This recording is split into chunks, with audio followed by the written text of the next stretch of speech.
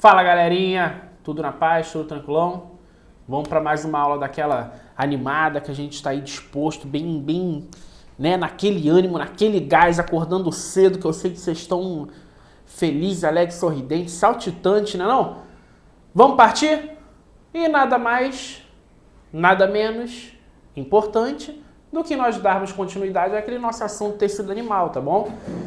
Na aula passada a gente falou sobre tecido epitelial, certo? Falamos sobre conjuntivo e hoje nós vamos dar continuidade aos tipos de tecido conjuntivo, falando sobre tecidos cartilaginosos, ósseos e o hematopoético. Beleza? O que a gente pode falar sobre esses três tipos de tecido? Primeiro lugar, nós temos que separar eles por características principais. Todos eles fazem parte do grupo dos tecidos conjuntivos, entendeu? Mas a gente tem que separar eles não por importância, mas por características que vão ser bem sinuosas, vão ser bem localizadas, bem críticas ali, bem, como o próprio nome já está dizendo, específica para aquele assunto, para aquele tema, para aquele tipo de tecido, beleza? E aí vamos iniciar agora a gente falando sobre o tecido cartilaginoso. O que a gente precisa entender sobre o tecido cartilaginoso? Vamos lá. Primeiro lugar, nós temos que compreender que o tecido cartilaginoso ele é dividido em três partes, beleza? O primeiro tipo de tecido é o que nós chamamos de cartilagem hialina.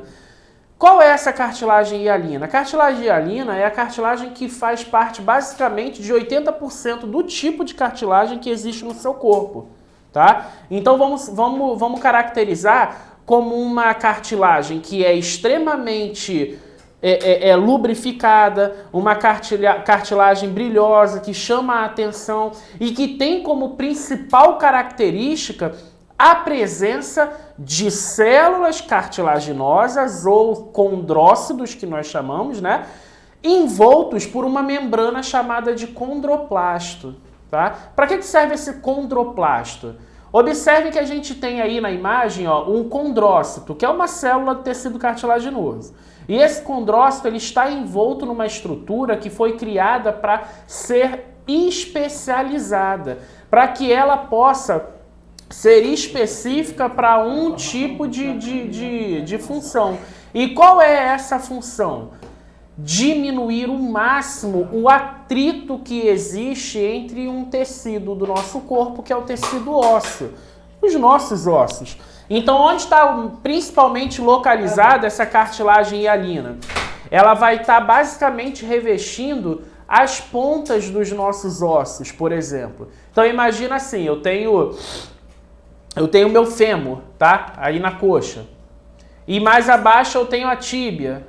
E que vai estar sendo ligado ali naquela junçãozinha ali, que a gente tem o nome de quê? De joelho, né? Patela, rótula, conhece ali aquela áreazinha? Então, repara que a gente tem sempre esse movimento, o movimento de dobrar, esticar a perna e tudo mais. Se nós não tivéssemos em cada ponta de osso dessa que está sendo ligada, em cada epífise que nós chamamos, se não tivesse essa cartilagem hialina, o osso estaria em atrito um com o outro, entendeu? Então, para evitar que haja esse atrito um com o outro, a ponta, a epífise desses ossos, elas são revestidas por essa cartilagem hialina. Uma cartilagem rica em colágeno, tá? E que está ali sendo ela é uma cartilagem extremamente bem lubrificada para que não tenha literalmente esse atrito, para que tenha que diminua ao máximo o desgaste do contato de um osso com o outro, beleza? O outro tipo de cartilagem que nós temos é a cartilagem elástica. Como o próprio nome já diz, é uma cartilagem que tem a tendência de ser mais maleável, mais elástica, né, como o próprio nome diz. É um tipo de tecido de cartilagem que ela possui rica, né, em fibras elásticas, fibras que vão dar elasticidade, que vão dar mais maleabilidade, e repleta também de condrócitos. Todo tecido cartilaginoso vai ter condrócito, tá? O condrócito é a célula base do tecido cartilaginoso. O que vai diferenciar esses tecidos, esse tipo de cartilagem, é o conteúdo que acompanha esse tecido. tá? E aí, no caso da cartilagem elástica, lembra que na cartilagem hialina, ela era revestida pelo quê? Ela era revestida por aquele condroplástico, que é uma estrutura que deu uma ajuda a diminuir a fricção ali de um para o outro. Já na cartilagem elástica, ela vai ter um tecido que vai ser extremamente rico em fibras elásticas. Lembra quando a gente falou em tecido conjuntivo sobre os tipos de fibras? Colágenas, elásticas, substância amorfa e tudo mais? Então, nessa cartilagem elástica, nós vamos ter um tecido completamente rico em fibras elásticas e repleto de condrócitos, dando assim essa origem ao tecido elástico. E onde que a gente vai encontrar esse tipo de tecido? Um exemplo mais clássico que eu tenho certeza que vocês podem já imaginar, tá aí, ó, na orelha de vocês. Pega a orelhinha de vocês aí, ó. Orelhinha, orelhão, depende de cada um aí de vocês. Então, olha aí, ó, dobra ela, vira, mexe pra lá e pra cá. Isso daqui é tecido cartilaginoso. Nosso nariz tem aqui, ó, essa pontinha que também é maleável, que mexe pra lá e pra cá, também tecido cartilaginoso, também cartilaginoso elástico, beleza? E qual é a função? Simplesmente dar um pouco de elasticidade nesse caso. Toma. Então, só pra gente poder ligar mesmo um ponto ao outro. Tem o tecido cartilaginoso hialínico e tem o tecido cartilaginoso elástico. Oi, eu sou o filho aqui, do ó, Felipe. elástico, ó, elástico, tá vendo?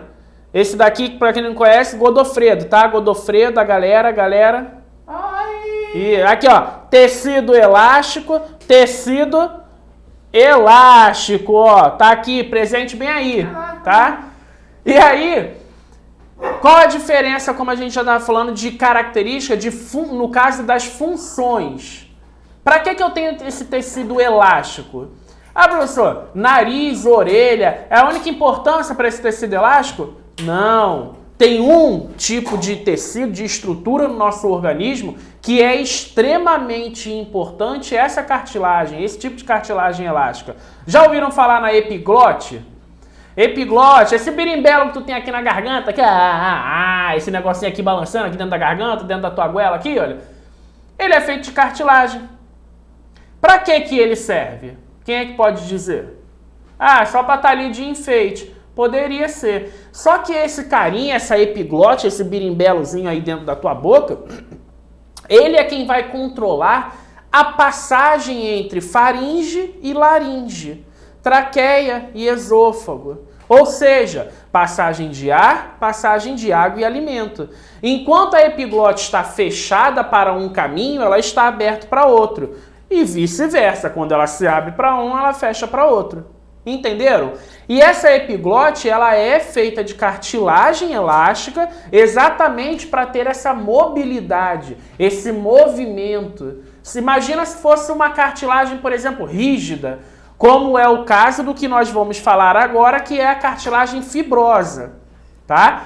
A cartilagem fibrosa, ela já é uma cartilagem de aspecto mais bruto, mais denso, tá? E para que ela tem esse aspecto mais bruto, mais denso? Porque a função principal dela é a função de, ó, absorver impacto, entendeu? Aqui, ó, de novo para vocês, ó, absorver impacto, tá? Para que ela vai servir de absorção de impacto? Imagina assim, ó, titio aqui, pequenininho, 1,80 m, simplesmente pesando em média uns 90 quilos. Tô sendo até generoso comigo falando em 90 quilos, entendeu? Então, olha só, imagina esse titio de 1,80 m com 90 quilos dando um pulo e depois voltando ao chão. Eu não preciso que alguma coisa amorteça meu impacto sem ser Deus? Precisa. E o que nós temos no nosso corpo, no nosso organismo, quais as estruturas responsáveis por essa absorção de impacto? São exatamente essas cartilagens fibrosas que compõem uma estrutura que nós chamamos no nosso corpo de disco qual o nome mesmo? Calma aí. Disco intervertebral, tá? Desculpa aí, deu uma engasgada aqui. O disco intervertebral. Tem a vértebra de vocês, a coluna? C1, C2, C3, C4, L1, L2, L3. Cada vértebrazinha daquela, ela tem um espaço entre elas. E esse espaço ele é preenchido por esse tipo de cartilagem que nós chamamos de disco, discos intervertebrais. E esse disco ele é composto por essa cartilagem fibrosa. O que é essa cartilagem fibrosa? São fibras colágenas extremamente densas, uma bem próximas às outras, dispostas horizontalmente, e no meio delas os condrócitos, também dispostos horizontalmente. Qual a importância dessa disposição horizontal? Imagina que eu tenho um impacto naquela primeira linha de fibra colágena. Até aquele impacto chegar na última linha de fibra colágena, esse impacto foi sendo absorvido linha a linha, fibra por fibra, célula por célula. Então, quando eu recebo um impacto nessa região, a tendência é esse impacto ser dissipado. E conforme ele é dissipado, ele é o que nós falamos de amortecido. Entendeu? Então, essa é a ideia da fibra colágena, da cartilagem fibrosa, tá? Ter como função principal a absorção de impacto, grande absorção de impacto, beleza? Então aqui nós já vimos os três tipos de tecido cartilaginosos, beleza? Vamos adiantar? E aí nesse nosso adiantamento aí a gente chega no tecido ósseo. Obviamente, eu não vou nem perguntar o que é o tecido ósseo. É osso, a gente sabe disso. Só que para a gente falar de osso, a gente precisa entender toda uma estrutura. E em primeiro lugar, só voltando aqui uma coisa que eu esqueci de falar para vocês, ó, tudo que for tecido cartilaginoso, a gente tem como característica principal a avascularização, beleza? Não se esqueçam, tecido cartilaginoso é avascular, ou seja, não possui vaso sanguíneo, não sangra. Cartilagem não sangra, beleza? Como que ela vai se alimentar então? Professor, já que não tem vaso sanguíneo, como é que as células se nutrem? Boa pergunta. E a resposta da nutrição de cartilagem é através da troca osmótica, da troca de substância de uma célula para outra. Beleza? Voltamos aí agora para o tecido ósseo. Como que é o tecido ósseo? A gente sabe que o tecido ósseo ele é dividido, na verdade, em dois tipos. Nós falamos em material orgânico e nós falamos em material inorgânico. Material orgânico são as próprias células, tá? E células essas que têm o nome de osteócito. Então, célula do tecido ósseo são os osteócitos. E os osteócitos, eles ficam centralizados dentro de uma cavidade chamada de osteoplasto. Ok? Até aí, beleza. Não tem mistério. Só que, como eu falei para vocês, a gente divide em duas partes, em dois tipos, né, o tecido ósseo. A estrutura dele orgânica e a estrutura inorgânica. Quando falamos em orgânico, falamos na célula, os osteócitos. Quando falamos em inorgânico, nós estamos falando dos sais minerais do qual ele é composto. E qual sal mineral que é composto o osso? O cálcio, certo? Por isso, o nosso osso é uma estrutura que nós chamamos de estrutura calcificada. Exatamente por causa do cálcio presente em grande quantidade, em abundância, ok? E aí, como se dá o meio de nutrição? Os ossos, sim, possuem vascularização, e a gente já vai falar isso no próximo slide. Mas olha só, reparem que a célula osteócita, ela está localizada dentro do osteoplasto, não tá? Está ali dentro e tal. E aí, ela mais distante vai ter uma outra célula. Reparem que existe um canículozinho de uma célula para outra, uma passagenzinha. É através dessa passagem, desse canículo, que as células acabam sendo nutridas. É por esse canículo que recebem água, que recebem nutrientes, que recebem oxigênio, tudo aquilo que a célula necessita para as suas funções. Beleza? E aqui, olha, como eu disse para vocês, nesse próximo slide, a gente vai entender agora a estrutura do tecido ósseo, também microscópica, porém dessa vez com um corte transversal. Reparem que dentro desse tecido ósseo, nós temos alguns canais, alguns sistemas e tudo mais.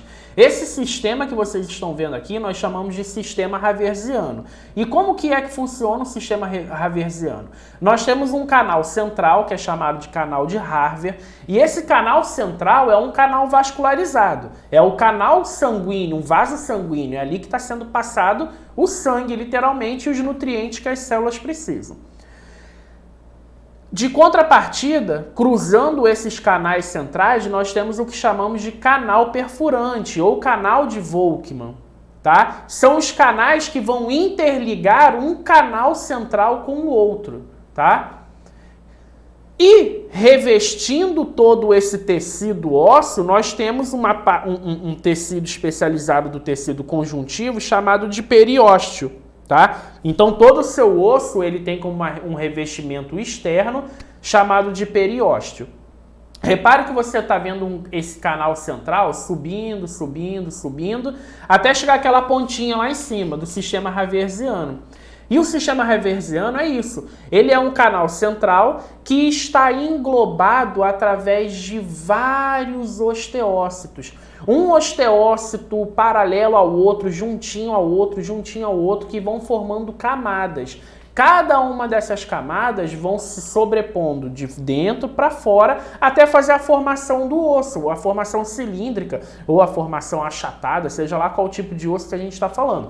Mas a formação começa de dentro para fora. Então essa camada vai se abrindo, aumentando, aumentando, aumentando. E lá no centro dessas camadas nós temos o canal central e os canais perfurantes que estão vascularizando esse tecido ósseo. Beleza? Nenhuma dúvida, né? Se tiver dúvida, já sabe, volta aí, ó, dá um retornozinho aí, ou então deixa aquela dúvida lá pra gente. E vamos lá. E por último, não menos importante, nós temos o tecido hematopoético. Nomezinho desgranhento, professor. Que é isso? Pra que é isso? Não é nada demais. É só o tecido que compõe um negocinho bobo que a gente tem chamado sangue. Nada importante, né? Claro que não, pelo contrário, tem extrema importância. E esse tecido hematopoético, ele é composto exatamente por tudo que o nosso sangue possui. Como, por exemplo, os glóbulos vermelhos, que são as hemácias. A gente vai estudar na próxima aula aí sobre sangue exclusiva, tá? Os glóbulos brancos, que são a nossa linha de defesa do nosso corpo. O plasma, que é um material que compõe o nosso sangue. As plaquetas e outras células leucocitárias que a gente também vai estudar. Então, o tecido hematopoético é um tecido extremamente especializado do tecido conjuntivo, tá? Se não o mais, é um dos mais especializados. Foi um dos tecidos que melhor se especializou dentro do nosso organismo. Porque de um único tipo de tecido, ele faz a produção de várias células, de vários tipos celulares, de vários tipos de tecidos diferenciados, com funções e características próprias, cada um deles, ok? E aí nós vamos estudar, como eu falei na próxima aula aí, que vai ser só sobre o sangue e seu conteúdo, suas características, suas diferenças, suas células e tudo mais. E eu deixei como só para a gente ter uma ideia aqui, só para vocês terem uma ideia dos elementos que fazem parte do sangue. Então eu botei aqui as hemácias, por exemplo. Qual é a função da hemácia? Transporte de oxigênio. Os leucócitos, que são as células de defesa do nosso corpo, né? Então, como função, característica principal é a produção da imunidade e a defesa do corpo. E as plaquetas, que fazem parte da coagulação do nosso sangue. Esses números que eu coloquei para vocês, 30 trilhões, 45 bilhões, 1,5 trilhões, óbvio que isso é uma estimativa. Como eu falei, o professor aqui, o titio aqui, tem 1,80 com 90 quilos. Então, obviamente, a quantidade de hemácias no meu organismo é muito maior do que você que tem 1,50 m e 45 migalhas aí de quilo. Entendeu? Então isso daí é só pra gente ter uma estimativa que é um padrão, uma base. Ok? Então, galera, é isso daí. Espero que tenham gostado. Qualquer dúvida vocês já sabem, deixa aí no comentário. Podem falar comigo no particular, chama lá na nossa sala virtual, que eu tô aqui para poder tirar qualquer dúvida de vocês. Bota um sangue no olho, segue em frente, firme e forte, ó. Forte abraço. Valeu!